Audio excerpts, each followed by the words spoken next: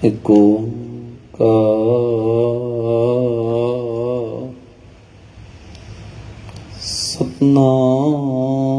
ਸਤਿਨਾਮ ਕਰਤਾ ਪੁਰਖ ਨਿਰਭਉ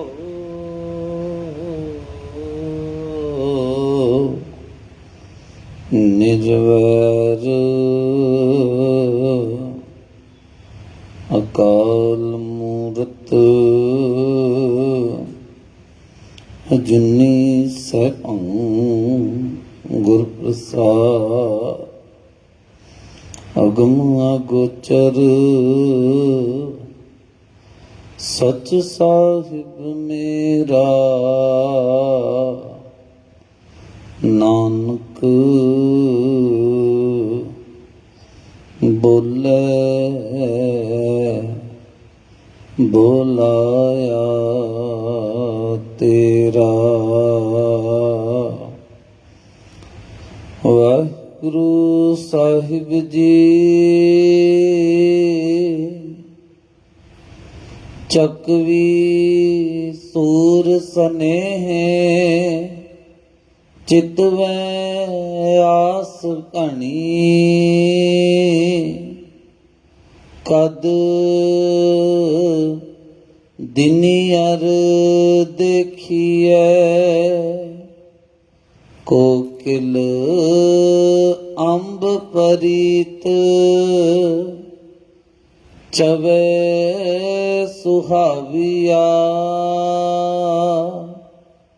ਮਨ ਹਰ ਰੰਗ ਕੀਜੀਐ ਚੱਕਵੀ ਸੂਰ ਸਨੇਹ ਚਿਤਵੈ ਆਸ ਘਣੀ ਕਦ ਦਿਨਿਅਰ ਦੇਖੀਐ ਕੋਕਿਲ ਅੰਬ ਪਰੀਤ ਚਵੈ ਸੁਹਾਵਿਆ ਮਨ ਹਰ ਰੰਗ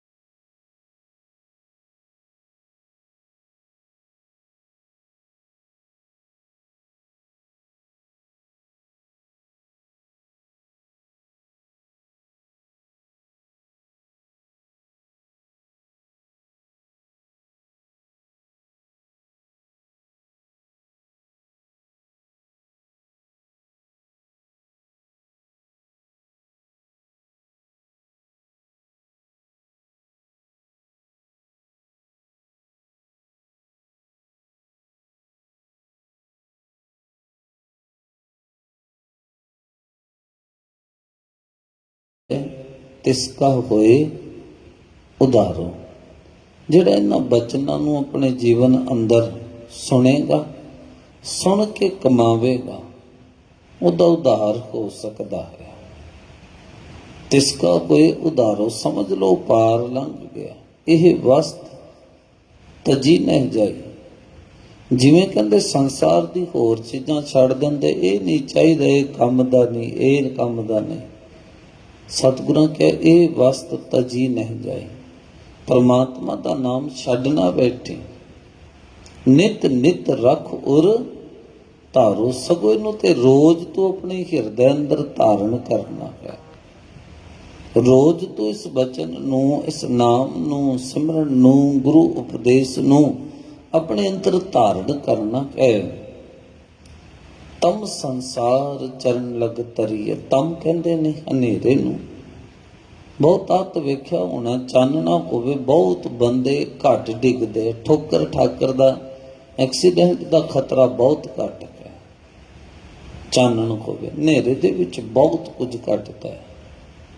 ਅਗਿਆਨਤਾ ਦਾ ਹਨੇਰਾ ਸਤਿਗੁਰੂ ਆਖਦੇ ਤੇਰੇ ਜੀਵਨ ਅੰਦਰ ਹੈ। ਉਹ ਅਗਿਆਨਤਾ ਦੇ ਹਨੇਰੇ ਕਰਕੇ ਤੂੰ ਦੁੱਖ ਭੋਗ ਰਿਹਾ ਹੈ। ਜੇ ਉਹਦੇ ਤੋਂ ਬਚਣਾ, ਤਮ ਸੰਸਾਰ ਚਰਨ ਲਗ ਤਰੀਏ, ਤੂੰ ਗੁਰੂ ਦੇ ਬਚਨ ਨਾਲ ਜੁੜ ਜਾ। ਗੁਰੂ ਦੇ ਚਰਨ, ਗੁਰੂ ਦੇ ਬਚਨ ਨੇ, ਇਹ ਪੀੜੇ ਦੇ ਪਾਏ ਨਹੀਂ ਕਹਿ ਗਏ, ਕਈ ਇਹਨਾਂ ਨੂੰ ਵੀ ਕੁੱਟਦੇ ਨੇ, ਨਹੀਂ। ਗੁਰ ਮੂਰਤ ਗੁਰ ਸ਼ਬਦ ਹੈ। ਤਮ ਸੰਸਾਰ ਚਰਨ ਲਗ ਤਰੀਏ, ਸਭ ਨਾਨਕ ਬ੍ਰਹਮ ਪਸਾਰੋ। ਫਿਰ ਹਰ ਪਾਸੇ, ਹਰ ਥਾਂ ਤੇ ਤੈਨੂੰ ਪਰਮਾਤਮਾ ਦੀ ਵਰਤ ਦੀ ਜੋਤ ਨਜ਼ਰ ਆਵੇਗੀ। ਸਤਿਗੁਰੂ ਕਿਰਪਾ ਕਰਨ। ਅੱਜ ਦੇ ਪਾਵਨ ਪਵਿੱਤਰ ਬਚਨ ਜਿਹੜੇ ਆਪ ਜੀ ਨੇ ਹੁਣੇ 10 ਪਾਸੋਂ ਪਾਠ ਰੂਪ ਸਰਵਣ ਕੀਤੇ ਹਨ, ਇਹ ਬਚਨ ਸਤਿਗੁਰੂ ਧੰਨ ਗੁਰੂ ਅਰਜਨ ਦੇਵ ਪਾਤਸ਼ਾਹ ਜੀ ਦੀ ਅੰਮ੍ਰਿਤਮਈ ਰਸਨਾ ਤੋਂ ਉਚਾਰਨ ਕੀਤੇ ਹੋਏ ਆਸਾ ਰਾਗ ਵਿੱਚ ਛੰਤ ਰੂਪ ਧੰਨ ਗੁਰੂ ਗ੍ਰੰਥ ਸਾਹਿਬ ਪਾਤਸ਼ਾਹ ਜੀ ਉਹਦੇ ਪਾਵਨ ਪਵਿੱਤਰ ਅੰਗ 455 ਦੇ ਉੱਤੇ ਸੁਭਾਇਮਾਨ ਨੇ। ਧੰਨ ਗੁਰੂ ਅਰਜਨ ਦੇਵ ਪਾਤਸ਼ਾਹ ਜੀ ਪਰਮਾਤਮਾ ਨੂੰ ਪ੍ਰੀਤ ਕਰਨ ਦੀਆਂ ਕੁਝ ਉਦਾਹਰਣਾਂ ਦਿੰਦੇ ਨੇ, ਤੇ ਕਮਾਲ ਦੀ ਗੱਲ ਹੈ, ਇਨਸਾਨੀ ਨਹੀਂ ਹੈਗੀਆਂ, ਜਾਨਵਰਾਂ ਦੀਆਂ ਉਦਾਹਰਣਾਂ ਦਿੱਤੀਆਂ। ਤੇ ਮੈਨੂੰ ਕਹਿਣ ਦੇਣਾ, ਸਾਡੇ ਪ੍ਰੇਮ ਵਿੱਚ ਛਲ ਹੋ ਸਕਦਾ ਹੈ, ਸਾਡੇ ਪ੍ਰੇਮ ਦੇ ਵਿੱਚ ਧੋਖਾ ਹੋ ਸਕਦਾ ਹੈ, ਸਾਡੇ ਪ੍ਰੇਮ ਦੇ ਵਿੱਚ ਲੋਭ ਵਾਸਨਾ ਹੋ ਸਕਦੀ ਹੈ।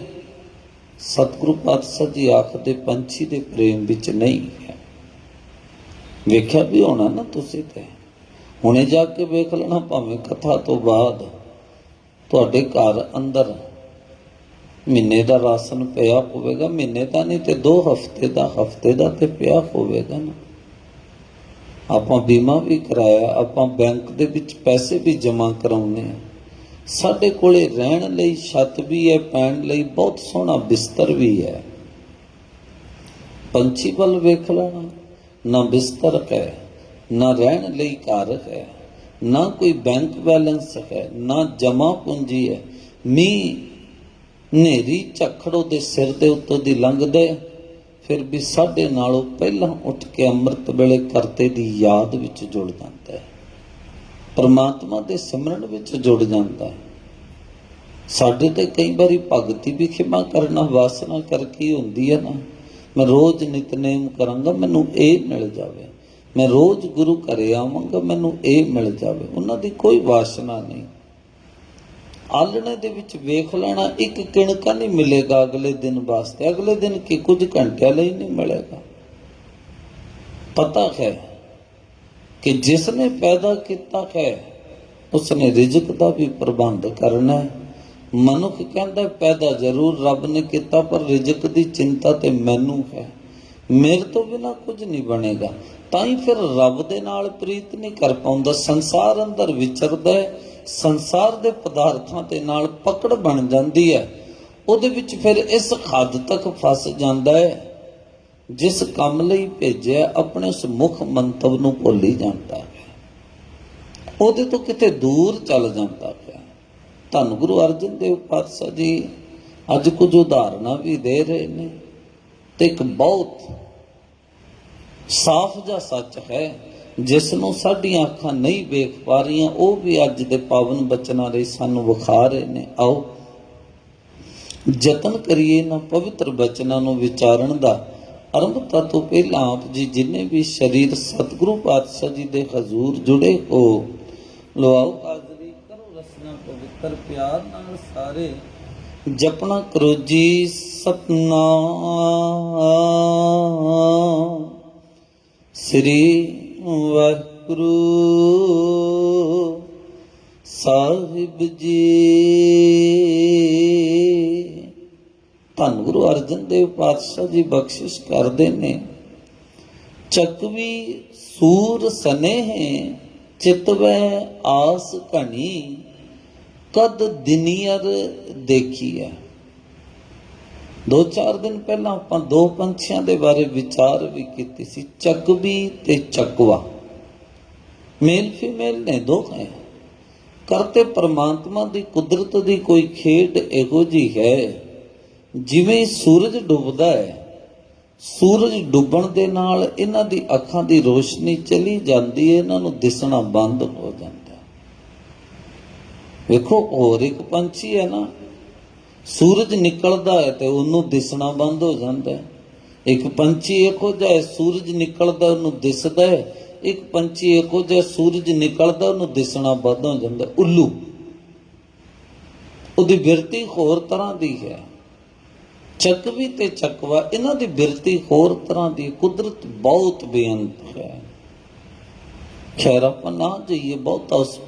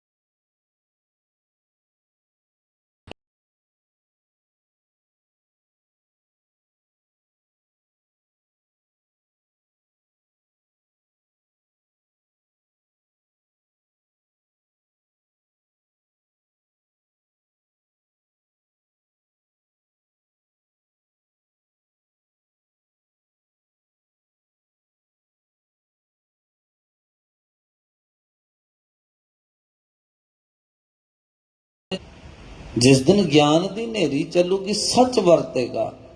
ਦੇਖੋ ਭਾਈ ਗਿਆਨ ਕੀ ਆਈ ਆਂਦੀ, ਸਭੈ ਉਡਾਨੀ ਭਰਮ ਕੀ ਟਾਟੀ। ਆ ਜਿਹੜੇ ਤੇਰੇ ਪਾਸੇ ਭਰਮ ਦੀਆਂ ਕੰਧਾਂ ਟਾਟੀਆਂ ਖਲੋਤੀਆਂ ਨੇ ਨਾ, ਗਿਆਨ ਦੀ ਹਨੇਰੀ ਨੇ ਸਭ ਉਡਾ ਦੇਣੀਆਂ ਨੇ। ਜਿਹੜਾ ਤੂੰ ਭਰਮ ਪਾਲੀ ਬੈਠਾ ਨਾ, ਮੇਰਾ ਕਰਕੇ ਕੁਝ ਹੁੰਦਾ ਹੈ, ਮੈਂ ਕਰਦਾ, ਦੋਏ ਚਿੱਤੇ ਕੀ ਥੂਨ ਗਿਰਾਨੀ, ਮੋਹ ਬਲੇਡਾ ਟੁੱਟਾ।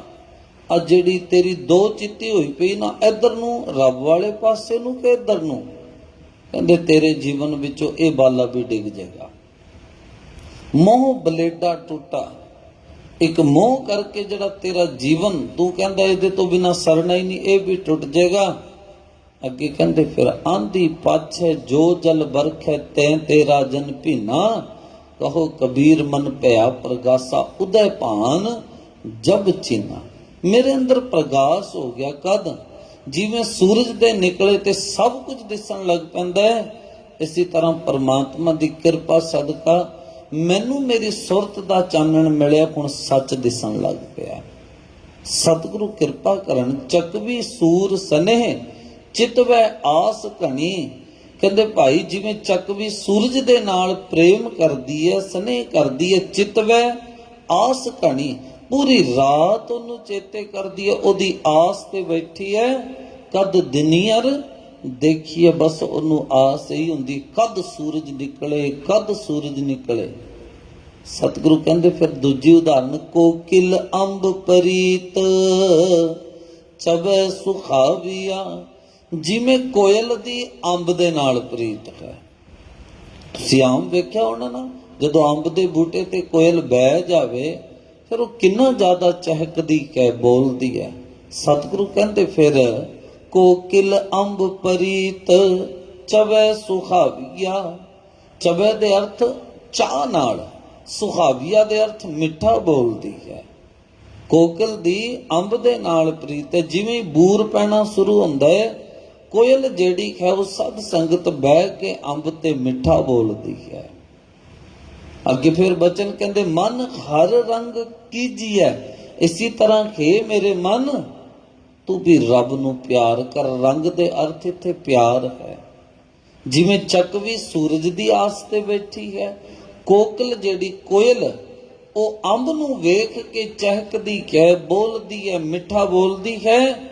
ਤੂੰ ਵੀ ਕਹਿੰਦੇ ਪ੍ਰਮਾਤਮਾ ਦੇ ਨਾਲ ਪ੍ਰੀਤ ਕਰ, ਰੱਬ ਦੇ ਨਾਲ ਜੁੜ ਜਾ, ਤੇਰਾ ਜੀਵਨ ਵੀ ਆਨੰਦਮਈ ਹੋ ਜਾਏਗਾ। ਤੇਰਾ ਜੀਵਨ ਵੀ ਆਨੰਦਮਈ ਹੋ ਜਾਏਗਾ।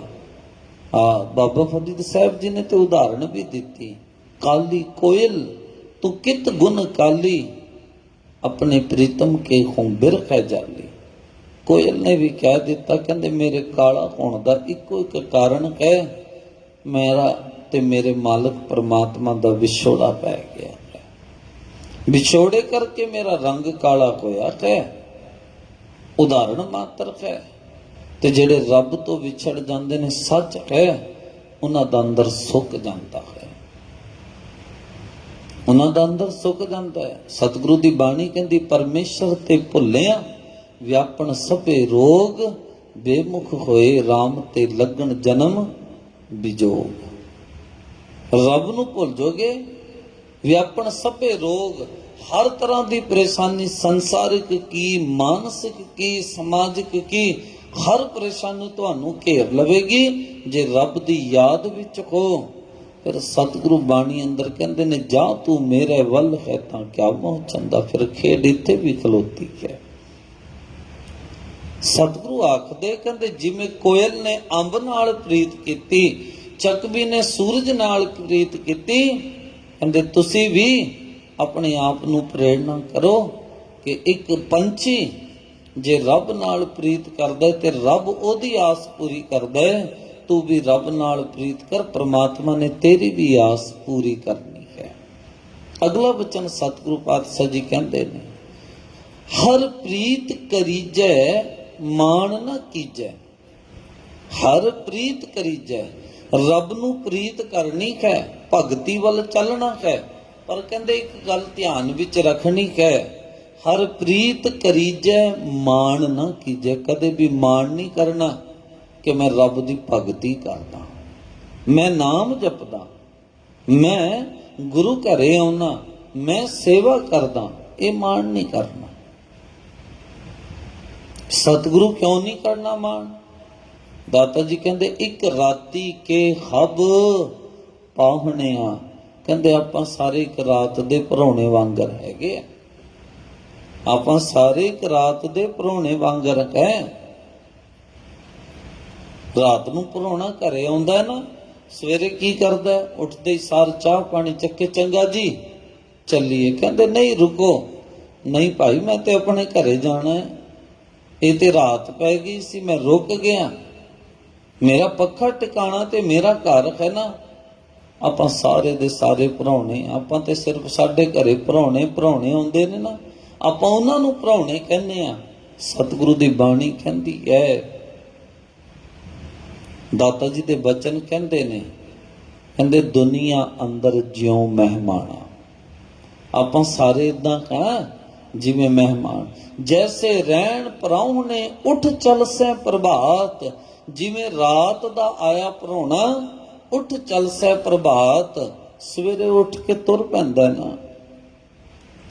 ਤੇ ਪ੍ਰਾਹੁਣਾ ਜੇ ਤੁਹਾਡਾ ਬੈੱਡ ਵਰਤੇ, ਤੁਹਾਡਾ ਵਾਸ਼ਰੂਮ ਵਰਤੇ, ਤੁਹਾਡੇ ਘਰ ਦੇ ਭਾਂਡੇ ਵਰਤੇ ਤੇ ਜਾਣ ਲੱਗਿਆ ਇਹ ਆਖੇ ਕਿ ਜੀ ਮੈਂ ਨਾਲ ਲੈ ਕੇ ਜਾਣੇ, ਨਹੀਂ। ਤੈਨੂੰ ਵਰਤਨ ਨੂੰ ਮਿਲੇ ਸੀ, ਤੂੰ ਵਰਤ ਕੇ ਆਪਣੇ ਘਰ ਨੂੰ ਜਾਣਾ ਹੈ। ਸਤਿਗੁਰੂ ਆਖਦੇ ਆਪਾਂ ਵੀ ਇਸੇ ਤਰ੍ਹਾਂ ਦੁਨੀਆ ਅੰਦਰ ਪ੍ਰਾਹੁਣੇ ਆ। ਸਾਨੂੰ ਇਹ ਘਰ, ਬੈੱਡ, ਬਰਤਨ, ਭਾਂਡੇ, ਬਿਸਤਰ ਵਰਤਣ ਲਈ ਮਿਲਿਆ ਹੈ। ਇਹਨੂੰ ਵਰਤ ਕੇ ਚਲੇ ਜਾਣਾ ਹੈ। ਜੇ ਕਿਥੇ ਇਹਦੇ ਨਾਲ ਪ੍ਰੀਤ ਪਾ ਕੇ ਬਹਿ ਗਏ ਫਿਰ ਇੰਜ ਹੋਵੇਗਾ, ਬ੍ਰਿਖ ਕੀ ਛਾਇਆ ਸਿਉ ਰੰਗ ਲਾਵੇ, ਉਹ ਬਿਨਸੈ ਉਹ ਮਨ ਪਛਤਾਵੇ। ਜੇ ਕੋਈ ਦਰਖਤ ਦੇ ਹੇਠਾਂ ਬਹਿ ਕੇ ਛਾਂ ਮਾਣੇ, ਛਾਂ ਮਾਣਨ ਤੋਂ ਬਾਅਦ ਮਨ ਕਰੇ ਹੁਣ ਘਰ ਨੂੰ ਚੱਲੀਏ, ਛਾਂ ਬਹੁਤ ਵਧੀਆ ਠੰਡੀ ਸੀ, ਮੈਨੂੰ ਬੰਨ ਕੇ ਘਰ ਨੂੰ ਲੈ ਜਾ, ਨਹੀਂ ਹੋ ਸਕਦਾ। ਜਿੰਨੀ ਮਰਜ਼ੀ ਕੋਸ਼ਿਸ਼ ਕਰ ਲਵੇ ਅਖੀਰ ਨੂੰ ਤੇ ਨਿਰਾਸ਼ ਹੋ ਕੇ ਘਰ ਨੂੰ ਜਾਣਾ ਪੈਣਾ ਹੈ। ਛਾਂ ਤੇ ਬੈਠੇ ਹੀ ਮਿਲੇਗੀ ਨਾ, ਜਦੋਂ ਤੁਰੇਗਾ ਫਿਰ ਨਾਲ ਨਹੀਂ ਜੇ ਚੱਲੇਗੀ। ਸਤਿਗੁਰੂ ਵੀ ਆਖਦੇ ਹਰ ਪ੍ਰੀਤ ਕਰੀਜੈ, ਰੱਬ ਨੂੰ ਪ੍ਰੀਤ ਕਰਨੀ ਹੈ, ਭਗਤੀ ਕਰਨੀ ਹੈ, ਪਰ ਭਗਤੀ ਕਰਕੇ ਇੱਕ ਕੰਮ ਕਰਨਾ, ਮਾਨ ਨਾ ਕੀਜੈ, ਮਾਨ ਨਾ ਕਰੀ ਭਗਤੀ ਕਰਕੇ, ਮੈਂ ਭਗਤੀ ਕਰਦਾ। ਇਹ ਉਦਾਂ ਨਾ ਪਰਮਾਤਮਾ ਨੇ ਇੱਕ ਪੈਮਾਨਾ ਹੀ ਰੱਖਿਆ ਹੈ, ਇਹਨੂੰ ਸਮਝਣਾ ਨੁਕਤੇ ਨੂੰ ਪੈਮਾਨਾ ਹੀ ਹੈ। ਬਾਬਾ ਕਬੀਰ ਸਾਹਿਬ ਜੀ ਵਰਤਿਆਂ ਨੇ ਕਹਿ ਦਿੱਤਾ, ਕਬੀਰ ਮਾਇਆ ਤਜੀ ਤੋਂ ਕਿਆ ਪਿਆ, ਜੋ ਮਾਣ ਨਹੀਂ ਤਜਿਆ ਜਾਏ। ਕਹਿੰਦੇ ਤੂੰ ਪੈਸਾ ਛੱਡ ਕੇ, ਘਰ ਛੱਡ ਕੇ ਤਪਸਵੀ ਤੇ ਬਣ ਗਿਆ, ਸਾਧੂ ਤੇ ਬਣ ਗਿਆ, ਜੋਗੀ ਤੇ ਬਣ ਗਿਆ ਜੀ, ਮੈਂ ਘਰ ਪਰਿਵਾਰ ਛੱਡ ਦਿੱਤਾ, ਮੈਂ ਤੇ ਸਿਰਫ ਰੱਬ ਦੀ ਭਗਤੀ ਕਰਨੀ ਹੈ। ਬਾਬਾ ਜੀ ਫੇਰ ਕਹਿੰਦੇ ਨੇ, ਕਬੀਰ ਮਾਇਆ ਤਜੀ ਤੋਂ ਕਿਆ ਪਿਆ, ਸੰਸਾਰ ਦੇ ਪਦਾਰਥ ਛੱਡ ਦਿੱਤੇ, ਸੰਸਾਰ ਦੇ ਰੰਗ ਰਸ ਛੱਡ ਦਿੱਤੇ, ਤਾਂ ਕਿਆ ਪਿਆ ਜੋ ਮਾਣ ਨਹੀਂ ਤਜਿਆ ਜਾਏ। ਕਹਿੰਦੇ ਮਾਇਆ ਛੱਡਣੀ ਬਹੁਤ ਸੌਖੀ ਹੈ, ਮਾਣ ਛੱਡਣਾ ਬਹੁਤ ਔਖਾ ਹੈ। ਗੁਰੂ ਕਿਰਪਾ ਕਰੇ ਤੇ ਮਾਣ ਛੱਡ ਹੁੰਦਾ ਹੈ, ਨਹੀਂ ਤੇ ਨਹੀਂ। ਧੰਨ ਗੁਰੂ ਤੇਗ ਬਹਾਦਰ ਸਾਹਿਬ ਜੀ ਨੇ ਇੱਥੋਂ ਤੱਕ ਕਹਿ ਦਿੱਤਾ, ਜਤਨ ਬਹੁਤ ਮੈਂ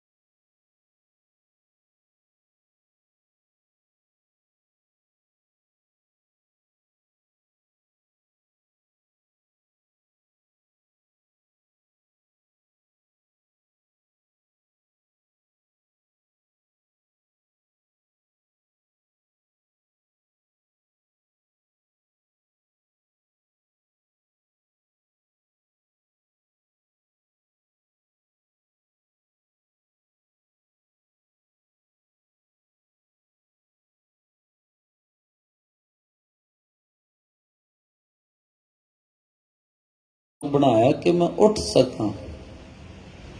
ਤਾਂ ਹੀ ਤੇ ਬਾਬਾ ਕਬੀਰ ਸਾਹਿਬ ਜੀ ਕਹਿੰਦੇ ਜੇ ਮਾਣ ਤੋਂ ਬਚਣਾ ਹੈ ਨਾ, ਇਹ ਨੁਕਤਾ ਧਿਆਨ ਵਿੱਚ ਰੱਖਣਾ। ਬਾਬਾ ਜੀ ਕਿਹੜਾ? ਉਹ ਨੁਕਤਾ ਇਹੀ ਹੈ, ਮੇਰਾ ਮੁਝ ਮੈਂ ਕਿਛ ਨਹੀਂ, ਜੋ ਕਿਛ ਹੈ ਸੋ ਤੇਰਾ। मेरा ते है ही कख नहीं, जो किछ है सो तेरा, तेरा तुझको सौंपते क्या लागे मेरा। तेरी चीज तैनू दे के ते मैं किवें आखदा आ मेरा है।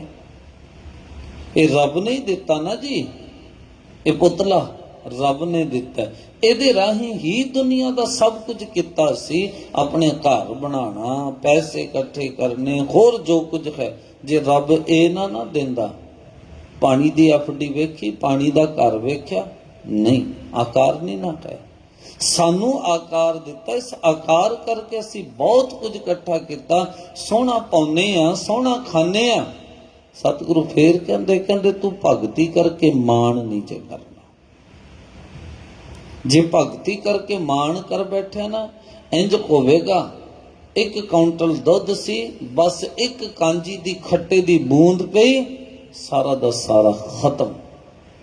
ਭਗਤੀ ਕਰੀ, ਨਾਮ ਜਪੀ, ਸਿਮਰਨ ਵਿੱਚ ਜੁੜੀ, ਪਰ ਹੱਥ ਜੋੜ ਕੇ ਇਹ ਆਖੀ ਆਪ ਜਪਾਏ ਜਪੈ ਸੋ ਨਾਉ, ਆਪ ਗਵਾਏ ਸੋ ਹਰ ਗੁਣ ਗਾਉ। ਪ੍ਰਭੂ ਦਇਆ ਤੇ ਕਮਲ ਵਿਕਾਸ, ਤੁਹਾਡੀ ਕਿਰਪਾ ਨਾਲ ਕੀ ਮੇਰਾ ਅੰਦਰ ਖਿੜੇਗਾ ਰੱਬ ਜੀ, ਨਹੀਂ ਤੇ ਮੇਰੀ ਤਾਕਤ ਕੀ ਹੈ ਕਿ ਮੈਂ ਜਪ ਸਕਾਂ, ਮੇਰੀ ਤਾਕਤ ਕੀ ਹੈ ਕਿ ਮੈਂ ਬੋਲ ਸਕਾਂ। ਫਿਰ ਸਮਝਣਾ ਨਹੀਂ ਹੈ, ਸਾਡੀਆਂ ਤਾਕਤਾਂ ਤੇ ਕੰਮ ਕਰਦੀਆਂ ਹੀ ਨੇ ਨਾ। सतगुरु दी बाणी कहती काट की पुत्री कहाँ करे बापुरी खिलाफ न खारो जाने। भगती करन वाला आखे कि जी मैं भगती करदा, मेरे वर्गी कोई भगती नहीं कर सकता।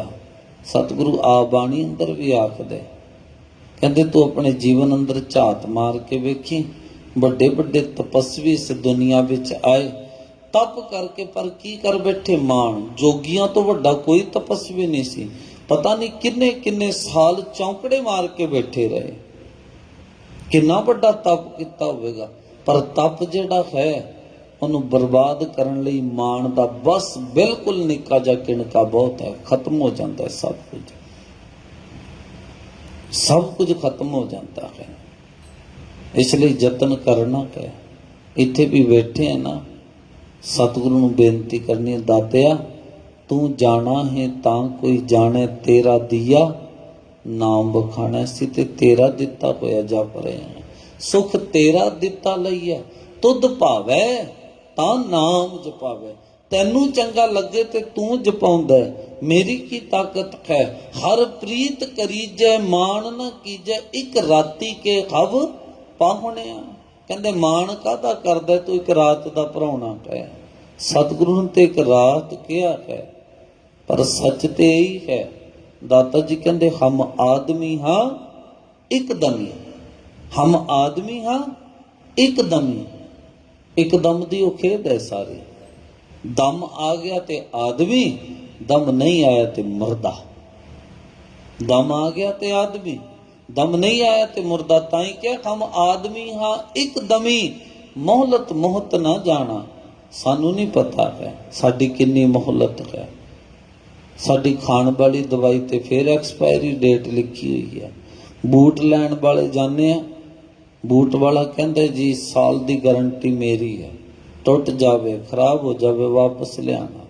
और राती फोन दी बैटरी लैनी सी ते जदों ओहदे कोले मैं कबीर कहंदा जी इन्ने दी, मैं कहा महंगी है। कहंदा जी 3 महीने दी रिप्लेसमेंट जे खराब हो जावे, ओहदी भी 3 महीने म्याद है। एक दवाई दे पत्ते ते भी एक्सपायरी डेट लिखी हुई है। बूट लईए ओदी गारंटी देंदा है बूट वाला, कपड़ा लईए कपड़े वाला कपड़े दी गारंटी देंदा है। उन्होंने क्या अपनी गारंटी? कहते नहीं जी हुण हैगे की पता 10 मिनटां बाद की होवे। साडी कोई गारंटी नहीं है। साडी बनाई कोई चीज़ां दी फिर गारंटी है, साडी नहीं कोई है। सतगुरु ही कहते कहाँ विसासा इस भांडे का इतनक लागी ठनका। कहते की विश्वास है इस शरीर भांडे दा, इतनक लागी ठनका। माड़ी जी ठोकर वजे ते चूरा चूरा हो जाता है। देखिया कहते सुनिया भी है। कहते चंगा भला बैठा सी राती, कहते चंगा भला प्रसादा छकिया, सवेरे कहते पता चलिया ते प्राण पंखी रूडे होए। कादा मान करना फिर? लोगों ने किया है मान। भगती मार्ग ते चल के भी ना, नाम जप के भी लोगों को सुनाना, मैं रोज जाना, मैं आ करदा। सतगुरु कहते ना मान ना करे। ओ मान दा धब्बा तेरे मुंह उत्ते तेरे मत्थे ते लग जाएगा। हाथ जोड़ के क्या कर कि हे दाते तू जपाउंदा ते तां असीं जपदे आ, तू रिजक देंदा ते असीं खाने आ। साडी ताकत कोई नहीं कि असीं जप सकीए ते असीं बोल सकीए। साडी ताकत ने एक राती के खब पाहुणे आ। सतगुरु कहते तू वो रात दे भरौणे वांगर है जेड़ा एक रात रोके ते तुर पैंदा है। की पता कई बारी रात भी नहीं लंघती, बंदा बहुत कुछ चितव के बैठदा, कल नूं ਇਹ ਕਰਾਂਗਾ। धन गुरु तेग बहादुर साहब कहते सुचेत हो जा बंदे। कहते जी क्यों? नर चाहत कछ और की और भई चितवत रहो, ठगौर नानक फांसी गल परी। मौत दा फाहा गल विच पै गया। बंदे ने ते कई विਉਂਤ बंदियां बनाई सी। और मेरा पोतरा बड़ा हो चुके दे विआह विच, बस फिर आप खूब नचांगे, ऐ करांगे, आओ करांगे। उधर साध संगत कहण वाले दा पता कोई नहीं कि उहदा बनिया की है। ਬਾਬਾ ਫਰੀਦ ਸਾਹਿਬ ਨੇ ਇੱਕ ਉਦਾਹਰਨ ਬਾ ਕਮਾਲ ਦਿੱਤੀ। ਚੱਲੇ ਚੱਲਣ ਖਾਰ ਵਿਚਾਰਾ ਲੈ ਮਨੋ। ਮੇਰੇ ਮਨ ਕੋਈ ਵਿਚਾਰ ਕਰ, ਤੇਰੀ ਅੱਖਾਂ ਦੇ ਸਾਹਮਣੇ ਵੇਖ ਕਿੰਨੇ ਚਲੇ ਗਏ, ਤੂੰ ਹਲੇ ਤੱਕ ਵੀ ਸੁਚੇਤ ਨਹੀਂ ਹੋਇਆ। ਚੱਲੇ ਚੱਲਣ ਖਾਰ ਵਿਚਾਰਾ ਲੈ ਮਨੋ, ਆਖ ਦੇ ਗੰਢੇ ਦਿਆਂ 6 ਮਾਹ ਤੁੜੰਦਿਆਂ ਇੱਕ ਖਿਨੋ। ਮਾਂ ਦੀ ਕੁੱਖ ਦੇ ਵਿੱਚ ਇੱਕ ਸਰੀਰ ਨੂੰ ਤਿਆਰ ਹੋਣ ਵਿੱਚ ਕਰੀਬ 6 ਮਹੀਨੇ ਲੱਗ ਜਾਂਦੇ ਨੇ। ਕਹਿੰਦੇ ਫਿਰ ਤੁੜੰਦਿਆਂ ਇੱਕ ਖਿਨੋ, 6 ਮਹੀਨੇ ਦੀ ਤਿਆਰ ਹੋਈ ਚੀਜ਼ ਉਹ ਇੱਕ ਖਿਨ ਦੇ ਵਿੱਚ ਖਤਮ ਹੋ ਜਾਂਦੀ ਹੈ। ਇਹੀ ਹੈ ਨਾ ਜੀ, ਜੈਸੇ ਜਲ ਤੇ ਬੁੱਧ ਬੁਦਾ ਉਪਜੈ ਬਿਨ ਸੈ ਨੀਤ, ਜਗ ਰਚਨਾ ਤੈਸੇ ਰਚੀ ਕਹੁ ਨਾਨਕ ਸੁਨ ਮੀਤ। ਜੈਸੇ ਜਲ ਤੇ ਬੁੱਧ ਬੁਦਾ, ਜਲ ਨਾਲ ਕੀ ਮੀਂਹ ਪੈਂਦਾ ਬੁਲਬੁਲਾ ਬਣਦਾ, ਦੂਜੀ ਉਤੋਂ ਕਣੀ ਪੈਂਦੀ ਹੈ ਨਾਲ ਦੀ ਨਾਲ ਫੁੱਟੀ ਜਾਂਦਾ ਹੈ। ਸਤਿਗੁਰੂ ਕਹਿੰਦੇ ਤੂੰ ਵੀ ਭਗਤੀ ਕਰਕੇ ਨਾਮ ਜਪ ਕੇ ਮਾਣ ਨਾ ਕਰ ਬੈਠੀ। ਕਿਉਂ? ਇੱਕ ਰਾਤੀ ਕੇ ਖੱਬ ਪਾਹੁਣੇ, ਆਪਾਂ ਸਾਰੇ ਇੱਕ ਰਾਤ ਦੇ ਪਰਾਉਣੇ ਆ। ਇਹ ਨਾ ਸਮਝ ਲੈਣਾ ਜਿਹੜਾ ਭਗਤੀ ਕਰਦਾ ਨਾਮ ਜਪਦਾ ਉਹਦੀ ਉਮਰ ਬਹੁਤ ਲੰਮੀ ਹੋਵੇਗੀ। ਸਤਿਗੁਰੂ ਕਹਿੰਦੇ ਨੇ ਨਹੀਂ। ਫਰੀਦਾ ਖਿੰਤੜ ਮੇਖਾਂ ਅਗਲੀਆਂ, ਜਿੰਦ ਨਾ ਕਾਈ ਮੇਖ, ਵਾਰੀ ਆਪੋ ਆਪਣੀ ਚਲੇ ਮਸਾਇਕ ਸ਼ੇਖ। ਵੱਡੇ ਵੱਡੇ ਮਸਾਇਕ ਸ਼ੇਖ ਜਿਨ੍ਹਾਂ ਦੇ ਕੋਲੇ ਧਨ ਦੀ ਕੋਈ ਕਮੀ ਨਹੀਂ ਸੀ, ਉਹਨਾਂ ਨੂੰ ਵੀ ਤੁਰਨਾ ਪਿਆ। ਨਹਿ ਬਾਰਕ ਨਹਿ ਜੋਬਨੋ, ਨਹਿ ਬਿਰਦੀ ਕਛ ਬੰਦ। ਨਹਿ ਬਾਰਕ ਨਹਿ ਜੋਬਨੋ, ਨਾ ਬੱਚਾ ਨਾ ਜਵਾਨ। ਨਹਿ ਬਿਰਦੀ ਕਛ ਬੰਦ, ਨਾ ਬਜ਼ੁਰਗੀ, ਇਹਨੂੰ ਕੋਈ ਨਹੀਂ ਰੋਕ ਸਕਦਾ। ਉਹ ਬੇਰਾ ਨਾ ਬੁੱਝੀਏ ਜੋ ਆਏ ਪਰੇ ਜਮ ਫੰਦ।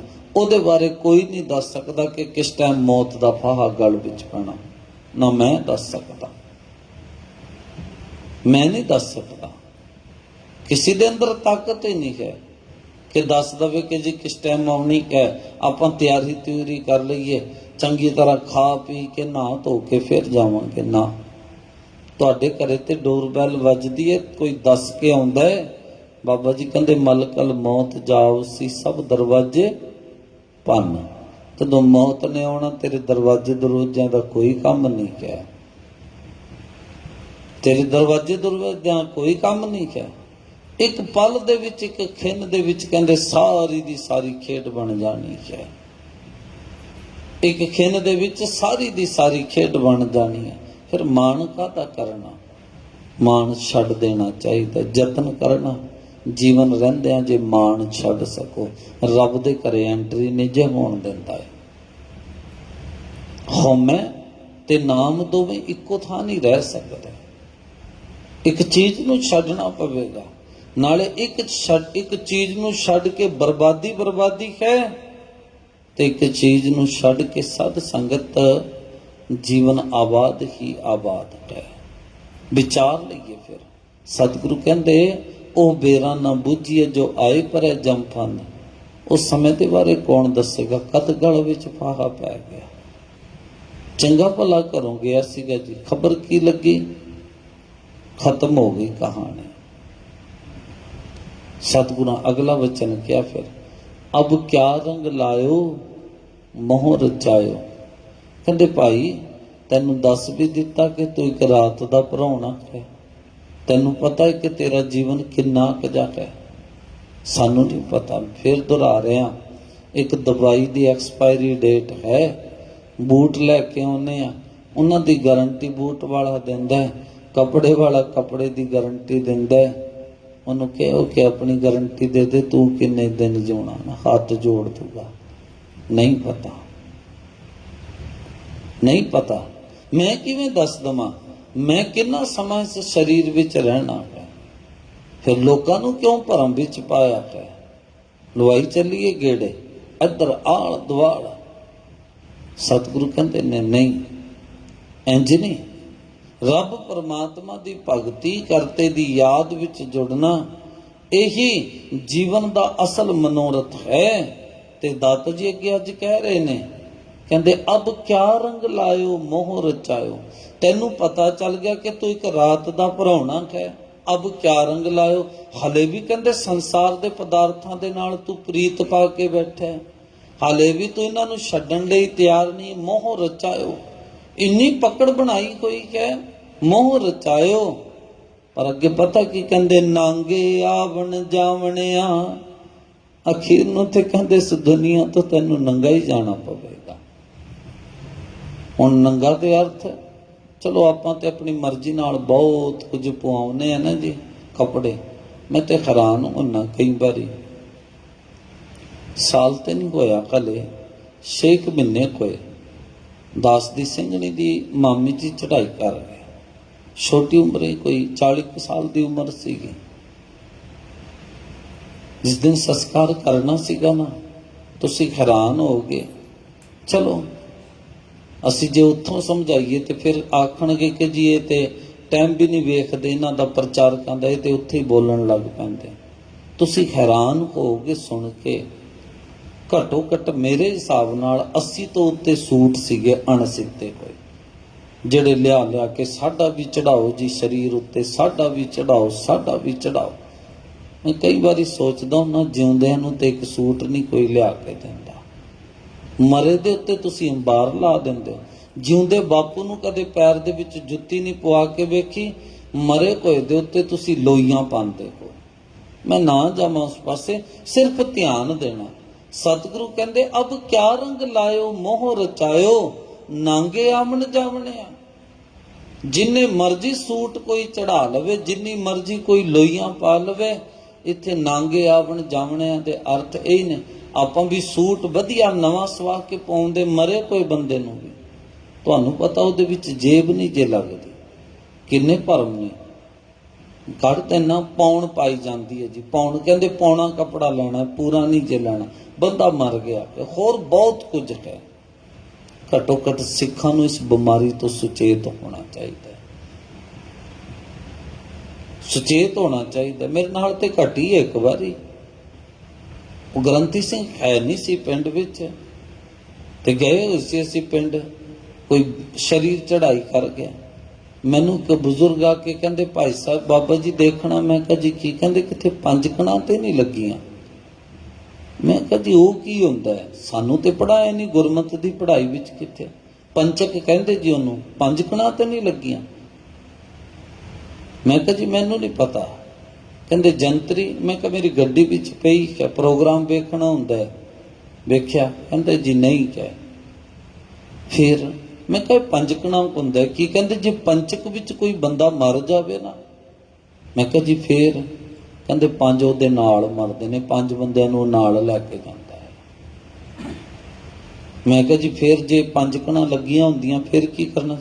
ਕਹਿੰਦੇ ਅਸੀਂ ਨਾ 5 ਲੱਕੜੀ ਦੇ ਟੋਟੇ ਲੈ ਕੇ ਤੇ ਉਹਨਾਂ ਨੂੰ ਐਂ ਕਰਕੇ ਉਹਦੇ ਉੱਤੇ ਧਾਗਾ ਲਪੇਟ ਕੇ ਬੰਦੇ ਵਰਗੇ ਬਣਾ ਕੇ ਨਾ, ਪੁਤਲਾ ਟਾਈਪ, ਕਹਿੰਦੇ ਦੀ ਬਗਲ ਵਿੱਚ ਰੱਖ ਦੇਣੇ ਸੀ।